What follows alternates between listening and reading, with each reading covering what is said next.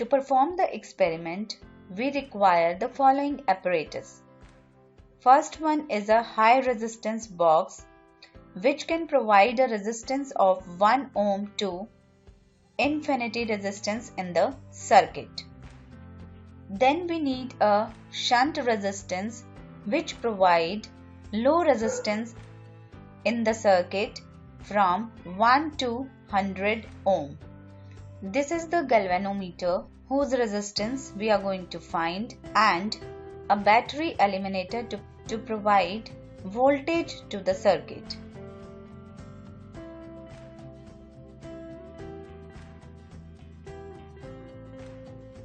First, I'll explain you how to connect the various electrical components to perform this experiment. So starting with the positive terminal of the battery. So here you can see a wire going from the positive terminal of the battery to the galvanometer, this red part. That means we have connected the positive of the galvanometer to the positive of the battery eliminator. Then the negative of this galvanometer is to be connected to a key. So I have used a two-way key as one-way key here. So this is going here. That means we have connected the negative of the galvanometer to one end of the key.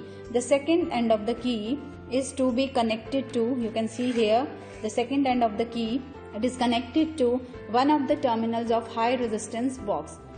Then the second terminal of the resistance box is connected to, you can see this wire, it is going to the negative of the battery eliminator.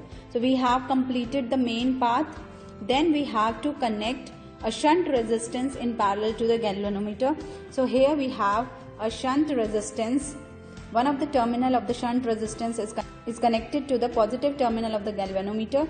So here you can see the second end of the shunt resistance is connected to the one-way key, and the one-way key is then connected to the negative of the galvanometer. So this is how we connect the various electrical components in the circuit. Next we will perform the experiment and we will note down the readings. So to note down the readings, I have already made a table. We have to write the voltage which we are going to give to the circuit. Then we have to note down the resistance taken out from the high resistance box R. Then we note down the deflection theta which is produced in the galvanometer needle. Then the shunt resistance which will be taken out from the shunt resistance box. Then what was the half deflection? It will be actually the half of this theta. Then we will calculate the value of the resistance of given galvanometer using the formula R into S divided by R minus S. To perform the practical, first we need to use only the main path. We are not going to use the shunt resistance for the first part. So I am taking this plug out from the key 2 which is connecting the shunt resistance to the galvanometer. We are going to use only one resistance box in the circuit initially. Then I'll switch on the circuit. So I am switching it on. You can see the deflection in the galvanometer. As I switched on the circuit, the needle has shifted to some position. So here you can see the needle is moving out of the scale. That means it is to the right of 30. For that you should take care by taking out a high resistance from the resistance box initially. So I'll take out a plug from 5000 ohm resistance from the resistance box. Now you can see if I switch on the circuit, the deflection is within the scale of the galvanometer. Now I'll take out a particular value of resistance from the resistance box so that I get a even deflection in the galvanometer. So now already I have taken out a resistance of 5000 ohm from the resistance box. So 5000. Now you can see the deflection in the galvanometer is 21, which is odd. So that means I need to either take out some more resistance from the resistance box to make it 22 or 20. So I'll take out some more resistance from the resistance box and I'll start with the minimum.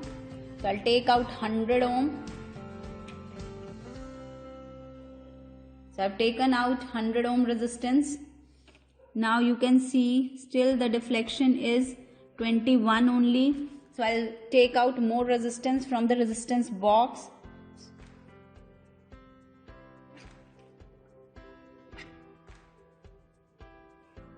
Now you can see the deflection in the galvanometer is exactly 20. So I'll note down the resistance taken out from the resistance box. You can see 5000 is taken out, 200, again 200, and then 100. So what is the total? 5000 plus 200 plus 200 plus 100. So this makes 5500. So I'll write it down here. So 5500 is the value of R. Theta is 20. Voltage I have given 2 volt. Now for the second part, I am going to put the plug in the key K2 to introduce resistance from the resistance box in the circuit. As I do so, you can see now the deflection in the galvanometer is reduced. Now what I have to do is to take out resistance from the resistance box such that deflection is half the earlier deflection. Earlier deflection was 20. Now we have to take out resistance from this resistance box so that deflection in the galvanometer is 10. So I'll do that. So I have to take out resistance from the resistance box. See, it's 10. So this resistance which we are going to take out from the shunt resistance should be the minimum for which we get the deflection equals to 10. So I'll set it.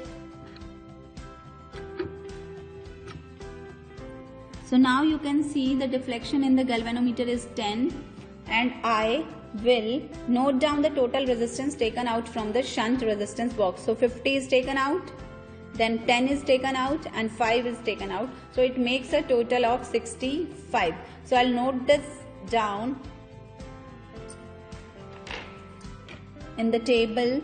So shunt resistance taken out is 65 and half deflection is 10. Then using this formula I'll calculate the resistance. In the same way I'll take one more reading.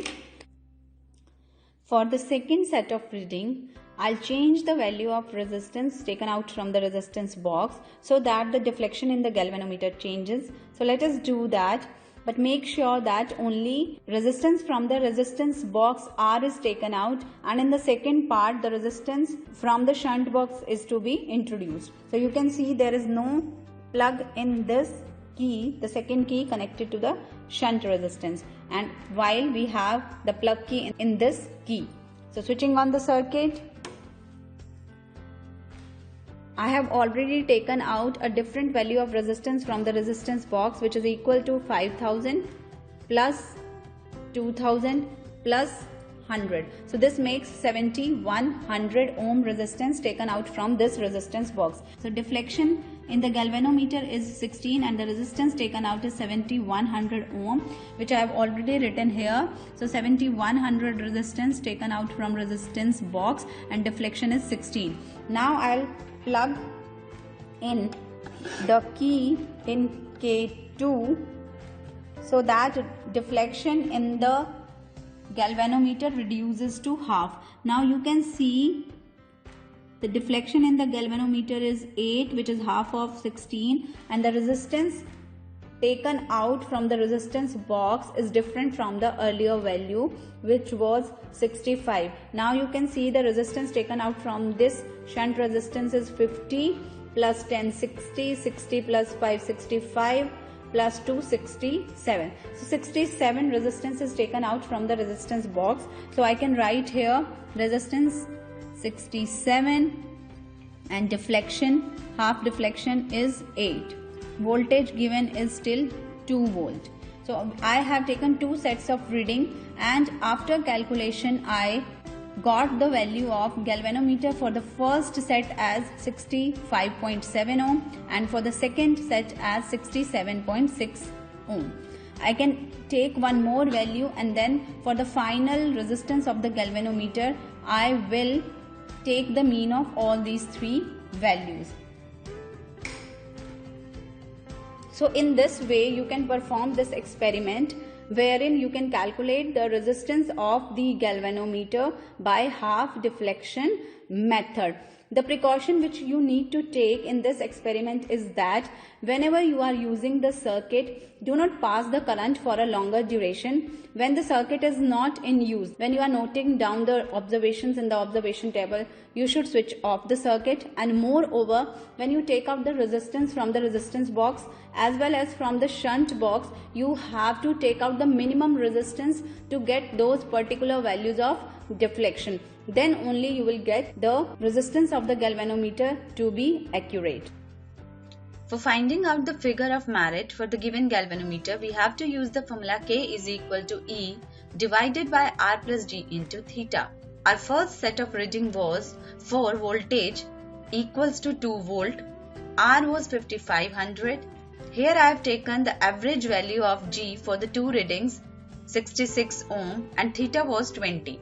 Now if I put all these values in the given formula, I will get the value of K equals to 0.00011796, which is equal to 1.796 into 10 raised to the power minus 5 ampere per theta. So we have to finally find out the figure of merit for the given galvanometer by using all the three sets of reading and then calculating the average value of figure of merit. So this was all about this experiment. I hope you will be able to understand this experiment by watching this video